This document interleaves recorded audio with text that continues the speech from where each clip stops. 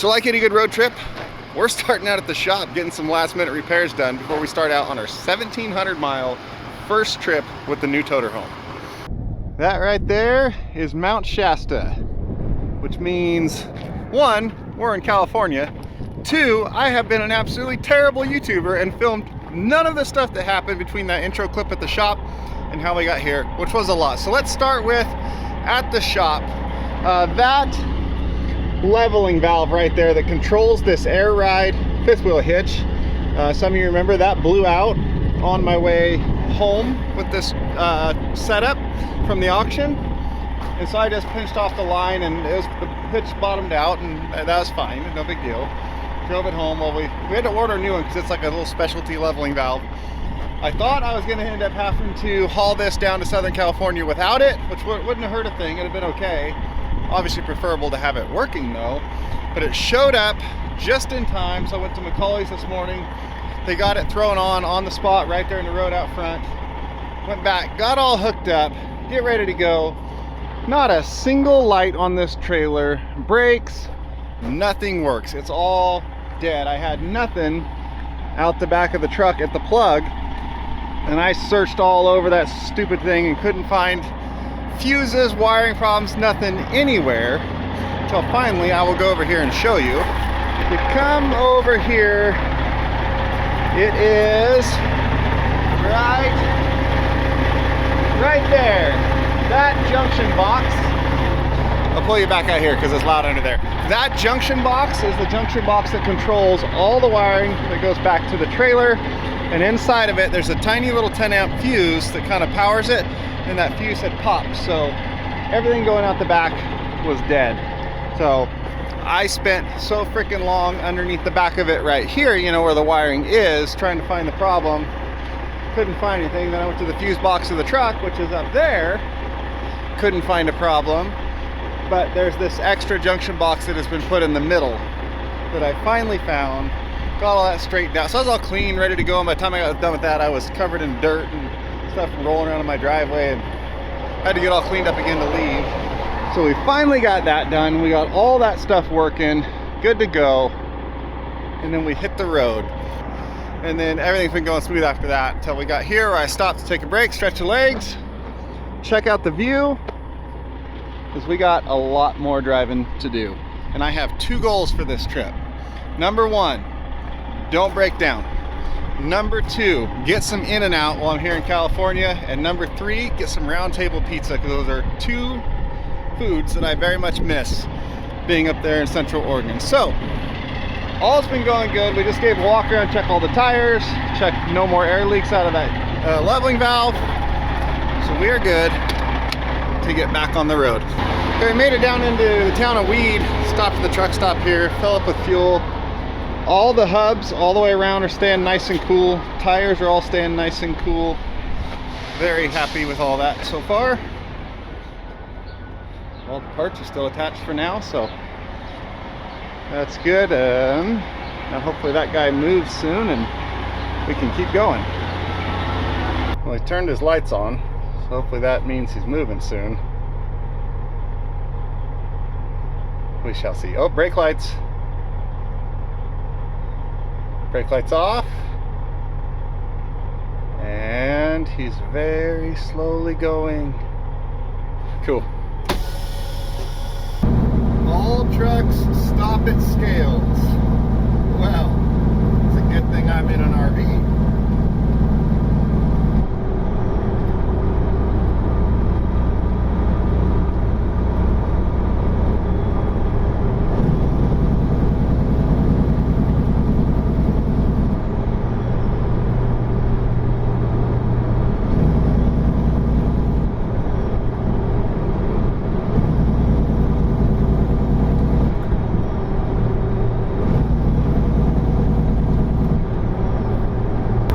A slight detour to accomplish goal number 1, which is round table pizza. But just on the other end of town up here, there's a round table that's got a nice swing in, turn around parking spot next to it that I can pull into. And if not, I have to park down the street. I got the 1-wheel and can ride over there. So I called ahead, got it ordered, now we're gonna go pick it up.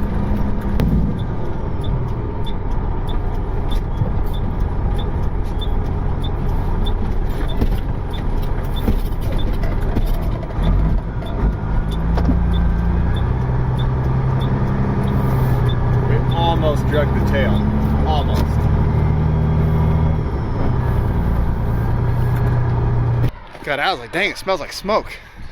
Yeah, the whole field right there is like still smoldering. Okay, let's get our pizza. We got it.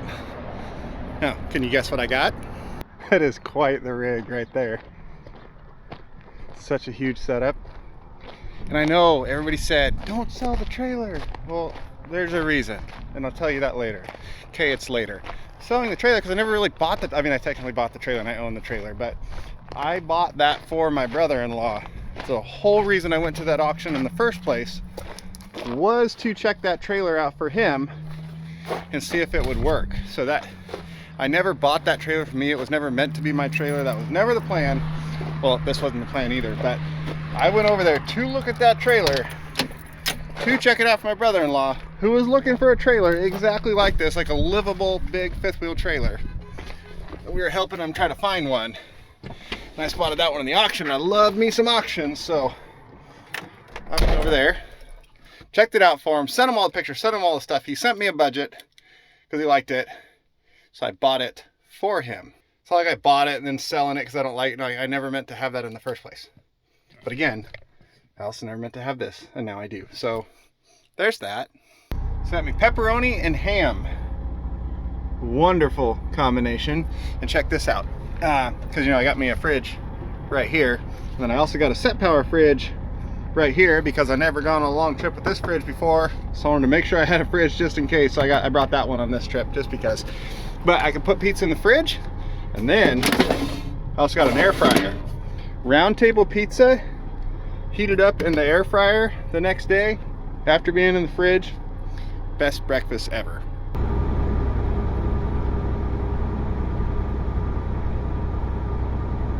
California farmland sunset. I do miss it. But we are here at a rest stop just north of Williams, California. Everything's going great on this setup. I'm very, very happy with it. We're gonna stay here for the night. I could definitely push farther, but I have no need to. I've got plenty of time to get down there. No rush at all, so no point in pushing into the night. Stay here, eat some pizza for dinner, get hopefully a good night's sleep in the toter, get up in the morning, see a California farmland sunrise over there, and work our way south a little more. Okay, so dinner's done. I just got to throw the rest of this in some Ziplocs and throw it in the fridge there for the morning. And I have got to say, this really, really makes me want to sell my white Western Star and buy another truck with obviously a much longer wheelbase than that one and a big dinette sleeper like this, because this is freaking amazing. Look, I'm like kicked back here, comfy as can be, sitting at a table to eat my dinner. I got some videos to edit. I can sit here at an actual table and do that. I've got an air fryer and a microwave and 2 fridges in here right now. Still plenty of room. My bed's up there where I don't have to convert this back and forth to bed and the dinette stuff. Like, this is the way to go. And I really, really want this setup on like my Zacklift truck. Would make a lot of sense. Western Star does make a dinette sleeper in the 49X series. Volvo obviously makes them, and then Peterbilt did for a bit on the 379 extended hood from, I believe it was 98 to 2002. You could get what was called the bed and breakfast sleeper, which was essentially this same setup.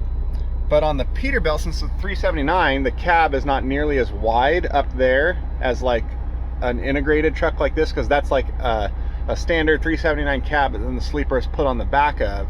So the cab is much narrower between the seats right there. And then the roof doesn't go up from the front right there. It obviously comes back because it's a cab, so it comes back to like there, then goes up. So not nearly as roomy as like this or one of the 49Xs on the inside, but they do have that, the bed and breakfast that has like this setup in the sleeper. But this is the way to go, like by a lot. Just like I told you, California farmland sunrise. We get to watch the crop dusting biplane.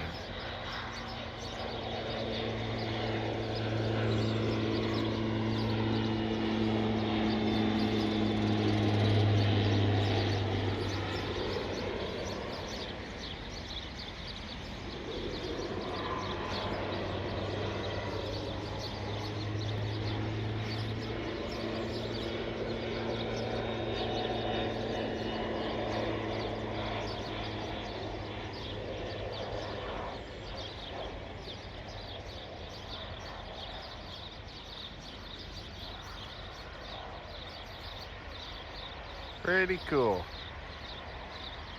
So it's a couple hours later and we're still here at the rest area, as you can see. Actually, you might not be able to see because the windshield in that screen right there is super glary. But if you could see, you'd see the rest area. We're here editing a video. This is actually the video of when I towed Sam, and there it's processed and done. Sweet. This is the video of when I towed Sammy V. He's actually from right over there, and I'm from right over there. I realized if I'd have left when I got up and got ready to go this morning, I would have hit Sacramento rush hour traffic, like right in the peak of it, and being from the area, I know that's not something you want to do. So instead, I watched some crop dusters fly over and do the fields out here. I FaceTime with the girls back home and then worked on this video for you guys. And by the time you see this video, you will already have seen that video.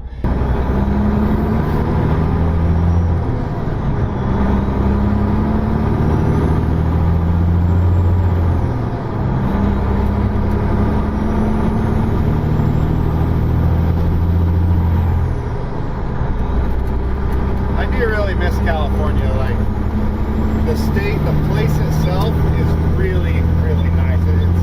I've been all over the country. I've been in every one of the lower 48 states. As a place, this is my favorite. It's just too bad the way it's run has made it such a hard place to live. California is a wonderful place run by horrible people. That's my synopsis of California. I do really, really like it down here.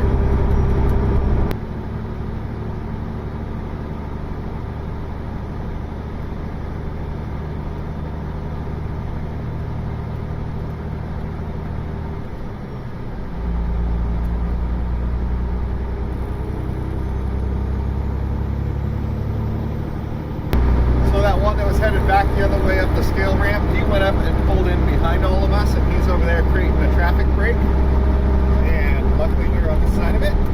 And then once that brake gets up to the scale exit there, all the others and that whole big windmill blade are all going to pull out, and they're going to take both lanes all the way down the road. So we got past that just in time.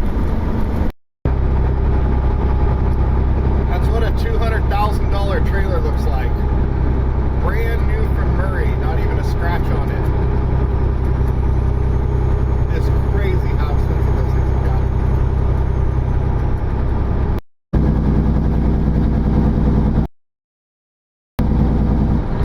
So we're at the Wheeler Ridge Petro truck stop. We're parking here for the night. Yes, for the truckers, I know that's not very far to travel in a day, but that's kind of the whole point in a completely untested auction rig, is to leave early enough that I have plenty of time in case there's any issues.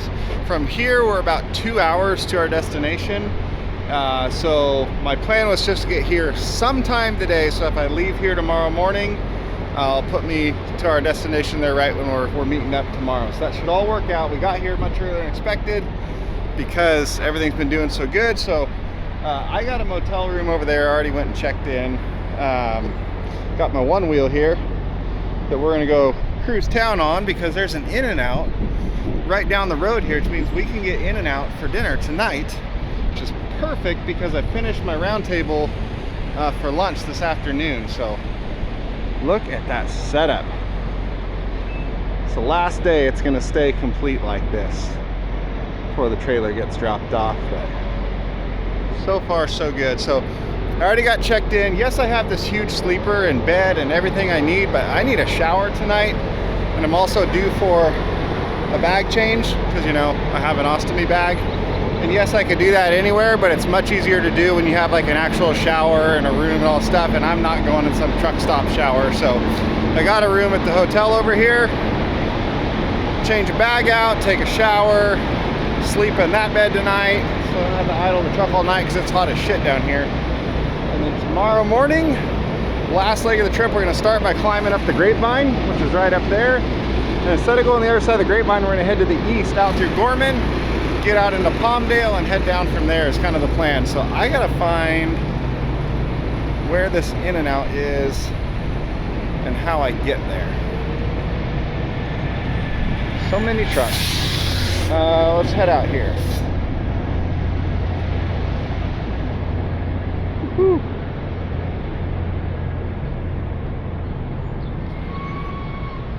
should probably like look on a map. Oop, almost wheel checked myself in the bottom of that. Where? Oh, there's a McDonald's. We don't want that. All right, off we go. Please stop.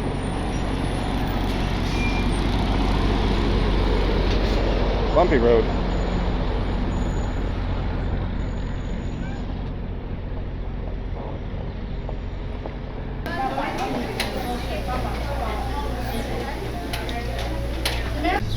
Got it, just in time. When I walked in, I walked straight up the counter, no one there. By the time I got my food to walk out, the line is out the door. So we're gonna head back over to the hotel and eat it up. Toter's still here.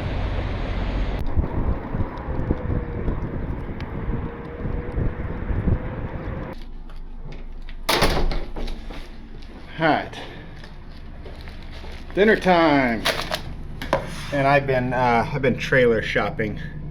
Check out that red Trail King sliding axle. It's just the right color. The only problem is it's in freaking Pennsylvania. So I don't know about that. We'll see.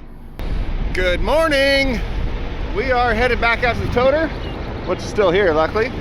And gonna get it checked out and ready for the final leg of our journey to deliver that trailer. We gotta start out by climbing the infamous Grapevine, which is just it's a hill. So we're gonna check everything over, get the one wheel put away, get fired up, and get this set up on the road. So we are checked out, fired up, aired up, warmed up, and ready to hit the road. And yes, I do see the humor in the fact that I am literally driving 2 RVs down the road right now and got a hotel room last night, but that's what we did. So I'm gonna take this thing over and put it on the scale and get a cat scale weight on the whole setup, and then on the way back we'll weigh just this, that way we see how much, well then we'll know how much the trailer weighs and how much this by itself weighs. And yeah, I get in on this side when I'm not going straight to the driver's seat, because then I have this nice access right in here and don't have to squeeze through that. So I just remembered that I weighed this whole setup at the scales on the way home with it, DOT scales, and it was dead on 40,000 pounds. So we don't need to go weigh over here because we know what it is. So we'll weigh once this truck is empty and see what it is, and then we'll know what the trailer weight is, because, you know, minus that from 40, and then we'll know what both are. So put your guesses down below right now. What does this toter weigh empty by itself with no trailer hooked up? See how close you are. That's number 7 so far. I think that was a CNG truck too. Natural gas, not diesel. That's the 7th broke down truck we passed so far. And it is like first thing in the morning and we're still in the first part of the hill. Alright, this is where we leave I-5 and head out to the east. So we just came up the whole like uphill side of the Grapevine. Never saw over 900 degrees on the exhaust gas temperature. Never saw over 200 on the coolant temperature. The front drive axle never got over 160, and the rear drive axle for some reason never showed any temperature at all. It was weird, but either way, all good. Came right up it, no issues at all. Everything stayed right where it should, so I'm happy with that.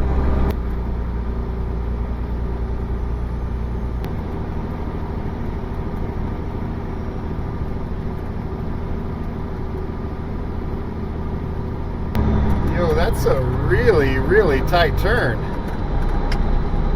I gotta hook that. Alright. Let's see what we can do. I don't want to tail swing that sign. Bam.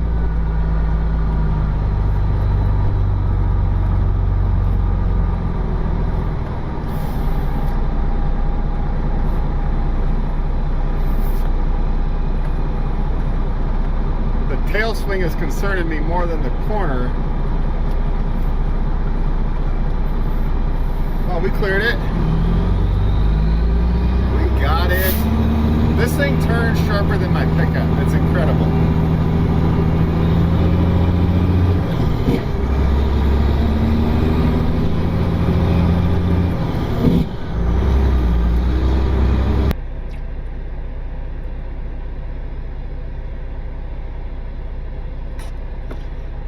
past my limit. I was bidding on a trailer. It's kind of an odd spec of trailer, but it would do everything my current folding neck trailer can do as far as what it can haul in Oregon, and can haul a shitload more in Nevada, California, Idaho, all those other places. But Oregon and Washington would still be the same.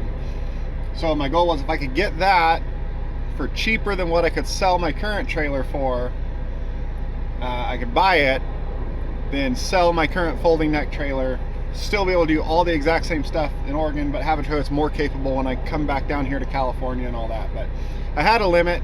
I wanted to stay under what I could sell my current one for, because it'd be cool to like come out ahead or have then some money to repaint this one or whatever. But it just cracked over my cutoff, so I'm cut off. See, that's the problem with modern technology. I can be just driving down the highway here in my Toterhome and just pull over on the side wherever, pop open the computer, and be bidding on auctions, spending a bunch of money that I don't need to spend. But there's some desert people living over there, and we are in between Mojave, California and Bishop, California. I think California City's out here somewhere. Oh, by the way, we don't have a fifth wheel trailer anymore. Got that dropped off, delivered. Didn't film that because, you know, it's like, it's this place. So got that done, all went great. The trailer made it down, no problems. Very, very happy with how that went.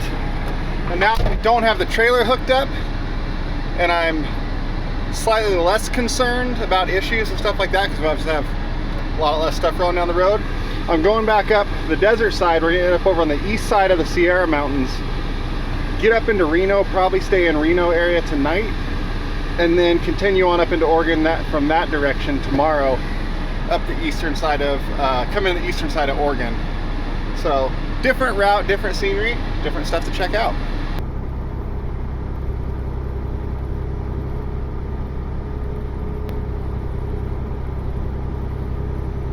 Here, don't need an engine brake anymore.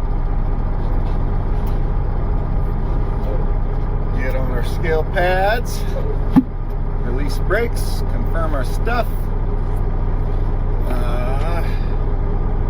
$14.75. Every time I open this stupid app, it's another 25 cents higher, I swear. 20,460 pounds. Save that. All right.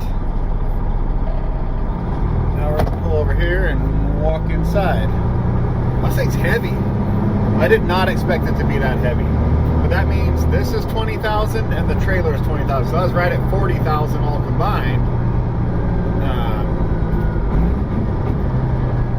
And now I'm 20, so it's a 20,000 pound travel trailer. And I did not expect this thing to be 20,000 pounds. But that bed on the back of it is all like thick, like heavy, thick steel. But that's also probably a reason it rides so good, even empty like this, is because it actually has some weight over that drive axle, instead of just sitting there bouncing along. Yeah, did not, I was guessing like 17. All right, I'm gonna go inside, get some lunch,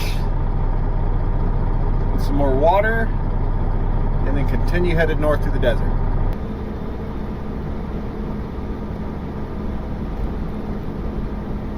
We are stopping here, just over 6,000 feet elevation in Yo County, I think is what the sign said, because it's a vista point, and we've got this vista to vista.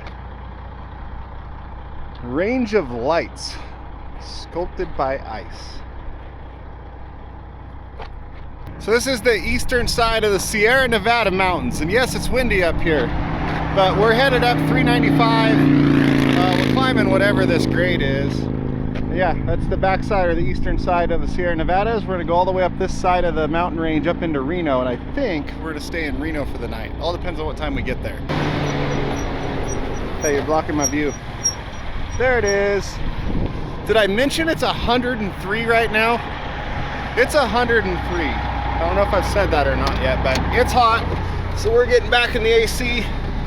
One trick when you're going down the road and it's this hot, a space this big is a lot to ask of your just dash vents AC like that.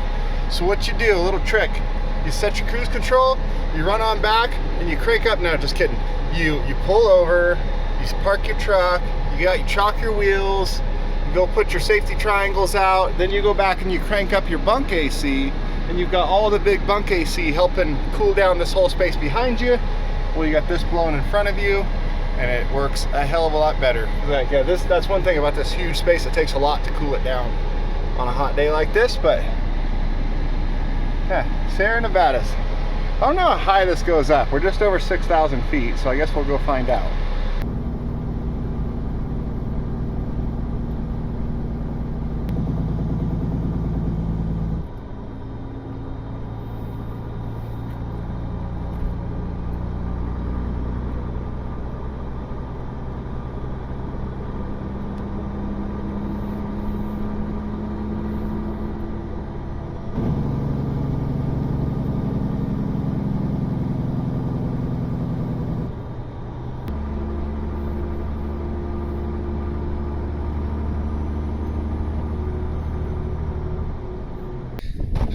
Done deal. Trailer delivered, toter back home. That ended up being just under 1,700 miles round trip without a single issue on either one. I could not be happier with how this thing did on that. Great the whole time. So that's it for this one. Thank you guys for watching, and we'll see you next time.